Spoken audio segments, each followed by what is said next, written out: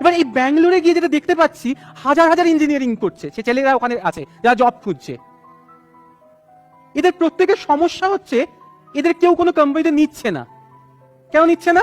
নিচ্ছে না একটাই কারণে, এদের নাকি রিলেভেন্ট স্কিল নেই। তো কি করে আসবে রিলেভেন্ট স্কিল? কারণ কলেজে যেটা নাকি পড়ানো হচ্ছে সেটা নাকি সাফিসিয়েন্ট নয়। এটা গোটা দেশে চলছে। লোকে বলছে ভারতের নাকি 94% ছেলে মেয়ে চাকরি করার যোগ্য নয়, অথচ 10,000টা ইঞ্জিনিয়ারিং কলেজ, লাখ লাখ ছেলে, লাখ লাখ মেয়ে, এরা যাবে কোথায়? ওই নয় ডাক্তার নয় ইঞ্জিনিয়ার হতে হবে। এবং তার থেকেও সব থেকে বড় যে ভুলটা আমরা করি, বন্ধু বান্ধবরা কি করছে, বন্ধু বান্ধবরা ইঞ্জিনিয়ারিং পড়ছে তো আমাকেও ইঞ্জিনিয়ারিং পড়তে হবে, তো নিজের কথা বা নিজের আত্মার কথা না শুনে ইঞ্জিনিয়ারিং পড়তে ছুটে গেলাম। এইবার সবাই ক্যাম্পাসিং এর জন্য দৌড়তে শুরু করলো, আমি এদিকে কোনো প্রিপারেশন নিইনি, হলো না। ইঞ্জিনিয়ারিং শেষ হলো। ইঞ্জিনিয়ারিং শেষ করে ভাবলাম কি করব, তো দেশের 50% to 60% ইঞ্জিনিয়াররা যা করে তাই করলাম, একটা MBA করলাম ক্যালকাটা ইউনিভার্সিটি থেকে। সুন্দর, পেয়েও গেছিলাম।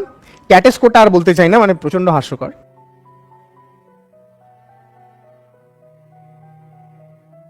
আমরা দেখি যে ইঞ্জিনিয়ারিং কলেজ থেকে ছেলেমেয়েরা বেরিয়ে তারা কথা বলতে শেখে না, তারা ইমেল লিখতে শেখে না, তারা কমিউনিকেট করতে শেখে না। অ্যান্ড কমিউনিকেশন ইজ কি।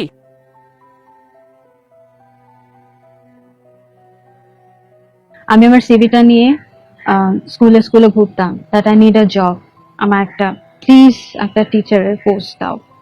সবাই না করে দিল। অনেকে হয়তো বললো ঠিক আছে যদি এরকম হয় তাহলে ডেকে পাঠাবো। যেখানেই আমি ইন্টারভিউ দিতে যেতাম সেখানেই আমি শুনতে পেতাম যে we will get back to you later, but they never got back to me. কাউকে তো একটা করতে হবে কিছু। ভাবলাম এইটাই আমার কাজ, এটাই আমি করব। আমি এই টেক্সট বুক জিনিয়াসদের প্র্যাকটিক্যাল বা ইন্ডাস্ট্রি এক্সপার্ট বানাবো, যাতে প্রত্যেকটা কোম্পানি এদের নেয় কলেজ লেভেলে গ্র্যাজুয়েশনের পরেই। প্রচেষ্টাটা শুরু হলো। আমি সিভিল ইঞ্জিনিয়ার কিছু কোর্স তৈরি করলাম, যে কোর্সগুলো সত্যিই দরকার, দুটো ভাবে তাদের হেল্প করবে। এক, যারা চাকরি পেতে চায়, আমার মতো নিম্ন মধ্যবিত্ত ঘরের ছেলে মেয়ে চাকরি পেতে চায় তারা চাকরি পাবে, যারা ব্যবসা করতে চায় তারা ব্যবসা করার সুবিধাটা পাবে। আমরা কানেক্ট করতে থাকলাম ইন্ডাস্ট্রি এক্সপার্টদের সাথে স্টুডেন্টদের। এই মুহূর্তে সেই নিম্নবিত্ত পরিবারের ওই ছেলেটা আজকে 15টা শহরে কাজ করছে মাত্র 1.5 বছরে।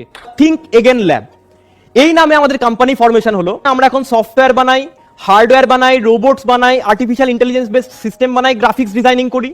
এবং এই কাজগুলো এগুলো কিন্তু কোনো প্রফেশনাল হায়ার করে করাই না। আমাদের যেটা ভিশন ছিল, আমরা স্টুডেন্ট হায়ার করি, তাকে প্রফেশনাল বানাই, তাকে দিয়ে কাজ করাই, কারণ আমরা ভরসা করি আমাদের শেখানোর উপরে।